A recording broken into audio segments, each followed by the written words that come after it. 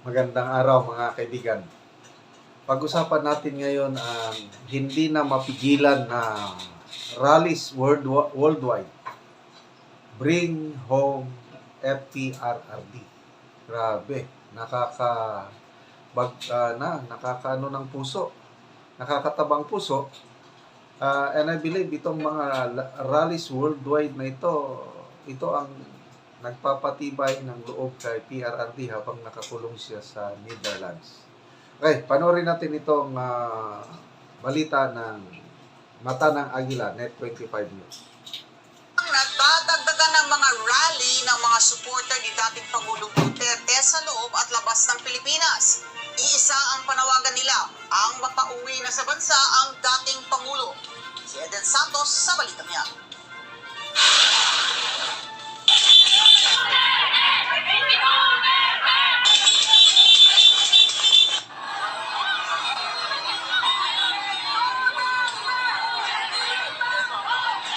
Tuloy-tuloy ang kilos protesta ng mga taga-suporta ni dating Pangulong Rodrigo Duterte sa loob at labas man ng bansa.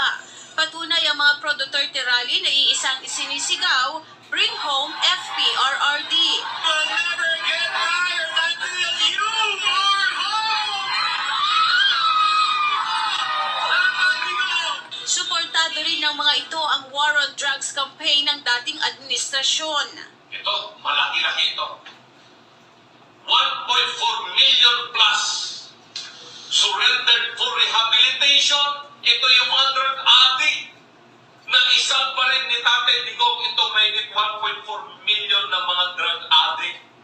Idiniin naman ni Atty. Raul Lambino na dating Administrator at Chief Executive Officer ng Cagayan Economic Zone Authority at Presidential Advisor for Northern Luzon na sa panahon ng Duterte administration ay mahigit 1.4 milyong drug addict ang sumuko sa gobyerno. Nilinaw nito na hindi napatay sa war on drugs ang mga ito kundi nagparehab.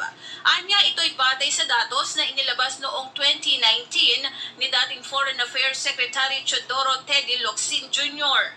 Dagdag pa niya na nagresulta ang war on drugs sa pagbaba ng 30% ng crime rate sa bansa na kinabibilangan ng pagnanakaw, rape, violence against women at iba pa. Nanindigan naman ng Malacanang na mismo ang dating administrasyon ang humiling na ipatigil muna ang pag-iimbestiga ng ICC sa war on drugs. Kinwestiyon kasi ng kampo ng mga Duterte ang mabilis na pag-aresto kay FPRRD at ang paglilitis ng ICC na walang jurisdiksyon sa Pilipinas.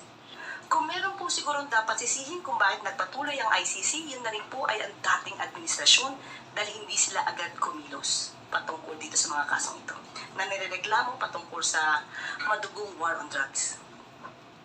Eden Santos para sa Mata ng Agila. Matatag, matapang, matapat. Okay, so yan po.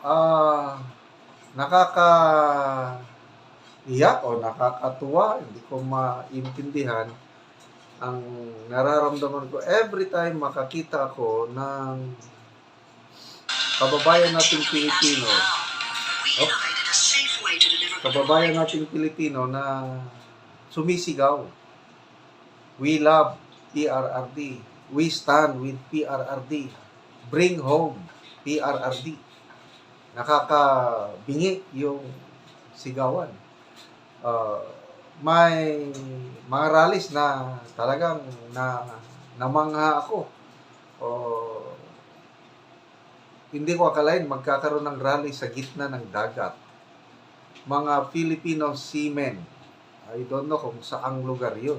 Basta doon sa ibabaw ng barko, malaking barko, nag-rally sila para manawagan na ibalik ang dating Pangulo. Isa bang rally na naka-attract sa aking attention yung rally sa Ilocos Sur, baluarte ng mga Marcoses. Bantay Ilocos Sur ba yun? Grabe, ang daming tao sumisigaw, mga Ilocano na nagpapatutuo yung mga nagawa ni Pangulong Duterte. May nag-testify pa nga, nag-testimony na isang ginang na rehab yung anak niya. Nagpapasalamat siya dahil nung wala pa ang Duterte war on drugs, problemado niya yung anak. Pagdating ng war on drugs, may tukhang. Kinakausap ang mga gumagamit na tumigil. Yun na nga, maraming tumigil. Yung data na i-present, 1.4 million na gumagamit ang tukang, nagparehab. At isa na to, yung isang ginang sa rally sa Ilocos Sur, nagpasalamat siya kay ngayon daw, matino na ang buhay ng kanyang anak dahil sa war on drugs ni PRRD. So, ang nakikita lang kasi ngayon, yung mangilan-ilan na allegedly biktima ng extrajudicial killings. Yun, 43 lang.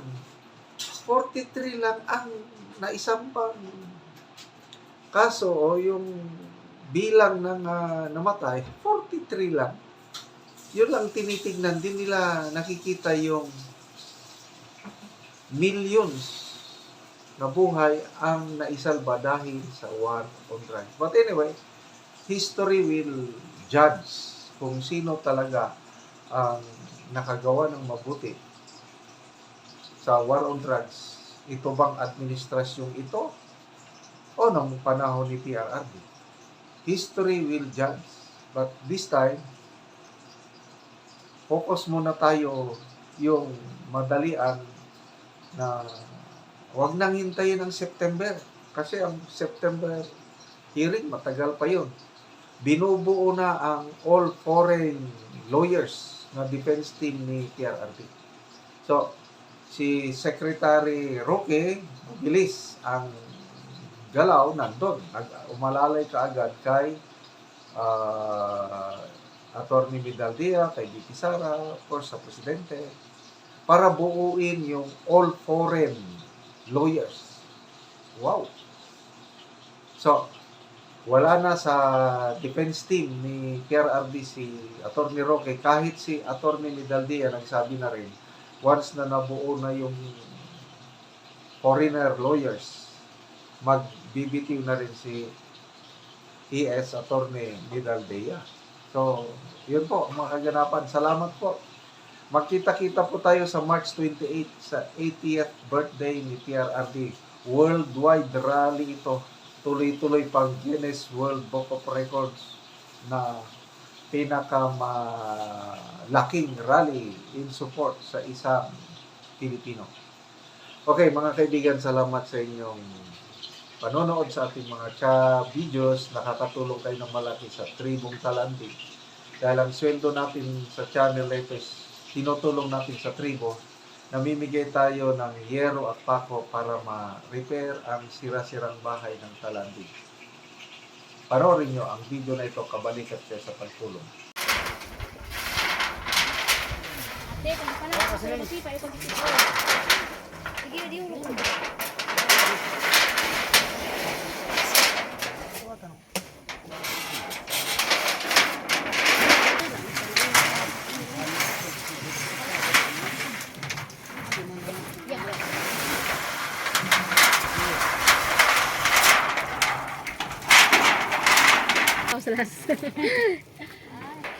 Man, ini ni yun.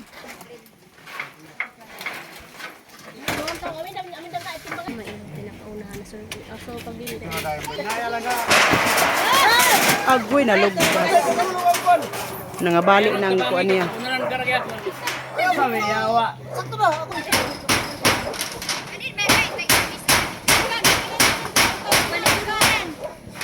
Wakas nagkatilaw na gid kung atop kasino pa kayo. Oo, maayo na gid ang atop. Kayo. Di na ulanan. Uy na. Ayon sa imong maistorya karon bago na mo atop oh, maayo na inyong atop. Salamat sa Ginoo ug binas sa nakatanaw sa hindi. Unsa nga magpadaan ang natapang kay kung pang nanginahanglan. Oo. Inautunta nga magpadayon ilang tabang kay daghang pang nanginahanglan. Pang nanginahanglan sa tabang. Oo, karon ante, bago naman ang timong atop oh. Dili na mo matuluan. Salamat kayo. Oo. Hatagin. Sabi, panalangin sa Ginoo. Panalangin sa Oo. Oo. Sige, ante. Muna ni ang balay ilang ante. So, padayon pa sila sa pag-atop. So, kinina ang kamulo na sila. So, mahuman ra ni o atop nila. Maratante salamat.